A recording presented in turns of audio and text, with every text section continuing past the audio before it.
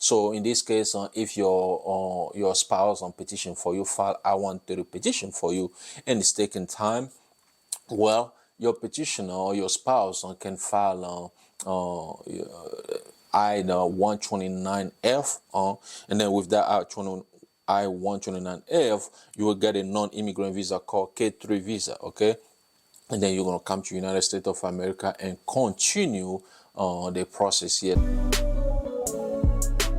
USA Mon. Hello, my beautiful people. This is John from USA Monde. Welcome to USA Monde channel. Today's video is going to be Sunday Talk, episode number 203. In today's episode, just like every week, I'm going to go over 5 questions I received from some of you guys.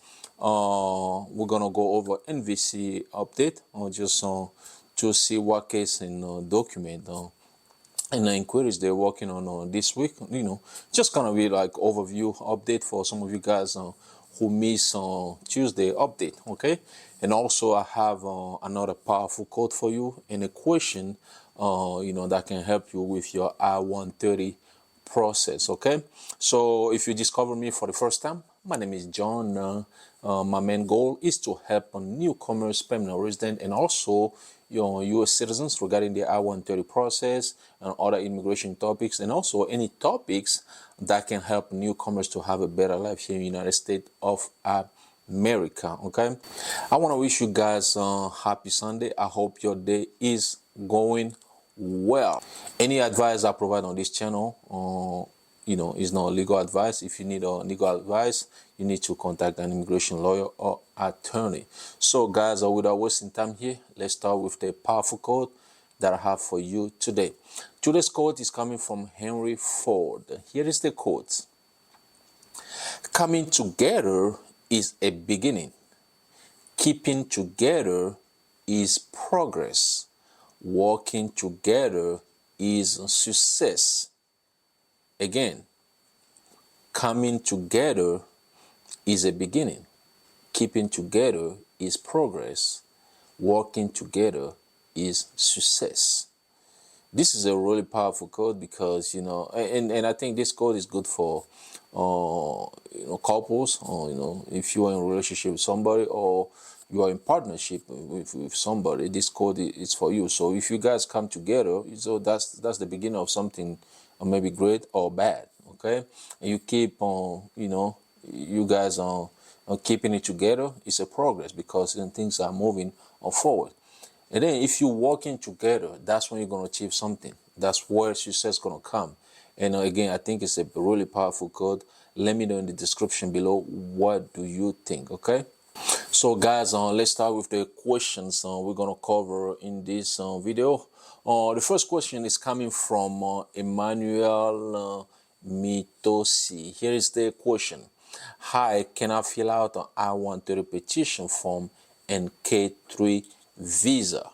Well, this is a good question, okay? Some of you guys who don't know what K3 visa is, it's basically a visa you get to come and continue your I-130 process in the United States of America if you're a spouse of U.S. citizen, okay? So in this case, if your spouse on petition for you file I-130 petition for you and it's taking time, well, your petitioner or your spouse can file I-129F, and then with that I-129F, you will get a non-immigrant visa called K3 visa, okay? And then you're going to come to United States of America and continue the process here. So basically, once you get here, when your I-130 is approved, the case will stay at USCIS, then you can adjust on your status, okay? Yes, you can do both. You have to do the I-130 first. If it's taking time, yes, you can go the K3 visa route, okay? Question number 2. This one is coming from Van Martin 2240. Here is the question. My father is 82 years old and will soon have his R5 visa interview in Malina. Do they allow one person to accompany him or and even answer some questions for him. Thank you, sir. Well, thanks for the question. This is a good question. So, in this situation, what NVC recommend or US consular recommend is to contact them, okay, before the interview. So you have to contact the US consulate before the day of the interview. That way, whatever accommodation is necessary, they will provide that to your father. Okay, they will do that. You have to contact them, because I know for sure if you need like an interpreter, you can do that. Or if you want somebody to come with the person, something you have to request. Okay, you need to talk to them. That way they will lay out, they will tell you exactly what kind of accommodation they can provide, and stuff like that. Okay. All right, and let's move to question number 3. Before you do that, if you like the video so far, I'll go ahead and click on the like button. That will help the video. Okay, so question number 3 is coming from Kazo CO 3643. Here's the question: How USA Mon done? What about if my joint doesn't have enough income?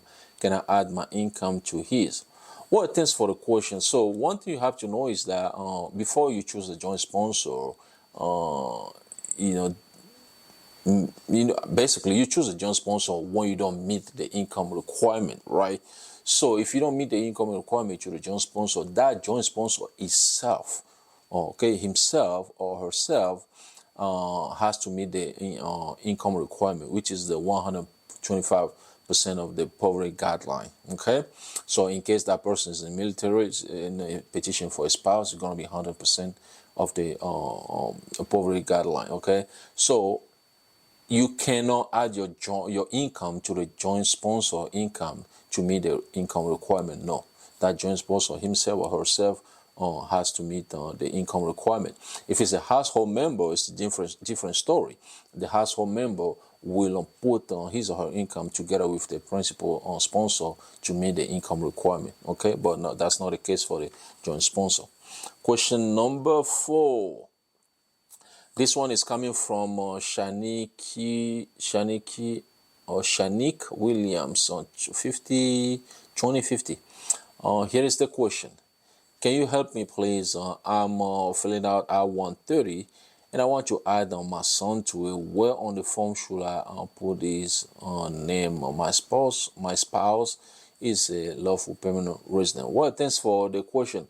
So basically, if the petitioner is the permanent resident, when you fill out the form, there is a part of the form, a section of the form where you put your family's information. You know, always say beneficiaries family information. That's where you're going to put the name of your son. Okay, that way your son will become a derivative applicant of your form of your application.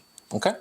All right, question number 5, which is going to be the last question of today's video. This one is coming from Busayo Fasui 8392. Here is the question: Sir, if your spouse is working with an organization and your earning is 90K with the company, but after tax she is left with 64K. If I'm asked at the interview on how much she earned annually, will I mention the 90K or the 64K after tax is deducted? Well, thanks for the question. This is a good question. But one thing you have to know is that nobody can tell you exactly what you have to say at the interview. You just go by the correct answer, okay? The truth. You just tell the truth. So if on the form, or especially the affidavit of support form, she mentioned 90K, so that's the annual income is 90K. If she mentioned 64, well, 64 is the annual income. So normally the annual income is going to be your a total gross income, okay? Total gross income, that's your annual income. That's what you report on your tax form, okay? So again, you have to go by what is on the document, so you don't say something different than what is on the affidavit of the support. Because if she put 90K, she has to back it up with a supporting document like tax return or tax transcript or form. Okay, so just go by what is on the document. So guys, like I said, those are the 5 questions I want to cover in this video. We can jump on to NVC update overview for some of you guys who missed Tuesday update. So this week, basically, NVC announced on their website that they are working on cases they will receive from USCIS on June 8th, 2023. Some of you guys will receive a welcome letter, or chances are you will receive a welcome letter maybe in a week or 2 weeks, okay, depending on how long it took NVC to create a visa case for you. Okay, normally when you get your approval letter, especially if you are immediate relative, they will say, and USCIS will say that if NVC doesn't contact you in 60 days, you can contact them. Okay, so contact them if it passes on 60 days, going to contact them. But some of you guys who are not immediate relative, you won't get your welcome letter anytime soon. You have to wait until your priority date becomes current. Okay, unfortunately. And then this week, they announced on the website that they are reviewing document they received from you guys on June 24th on 2023. They will review all the document, and then some of you guys will receive a notification that your document will qualify, meaning that they accept all your document, and then you have to wait for your interview appointment letter. As far as inquiries, they announced on their website that they are responding to the one they received from you guys on June 29, 2023. So, some of you guys will receive an email from NVC. It's kind of like a reply email to, maybe they, give you the direction about whatever question you ask, or they answer your question basically. Okay, make sure you check your inbox, check your spam folder, because sometimes the email can go to the spam folder. So those are the 3 updates overview regarding NVC. Now I have a question for some of you guys who are in I-130 process, a question that can help you, kind of like a tips basically. Okay, so here is the question. DS-260 applications submit in any language other than English may be rejected. True or false? DS-260 application, which is an immigrant visa application, submitted in any language other than English may be rejected. True or false? What do you think? True. Okay, if you file your DS-260, you answer all the questions in a different language other than English. Let's say in French, other than English, NVC will reject the application. You have to resubmit it. Okay, you have to make sure you answer all the questions in English. Okay, so guys, basically that's what I have for you in this video. I don't want to make it too long. We cover NVC update, we cover powerful code, we cover the 5 questions I received from you guys, and also these tips to help some of you guys who started I-130 process. Okay, so I hope you learned something from this video. If you do, or somebody you think will benefit from the video, go ahead and share the video with that person. If you like the video, click on the like button. If you want to be notified every time I have a new video, click on the bell. That way you'll be notified every time I have a new video. If you want to subscribe to this channel, click on the subscribe button. It's free. If you want to support the channel but you don't know what to do, we have a USMO shop. I have a few shirts there you can purchase to support the channel. Okay, if you know for sure that you learn something from this channel help you, maybe you already get your immigrant visa, you moved to United States of America, you just want to support us to continue making this video, we're going to purchase at least one t-shirt from the site down. Once again, my name is John. Whatever you do today, do it peacefully, no stress. Thanks for watching, and I'll talk to you guys in another video. USA Monde.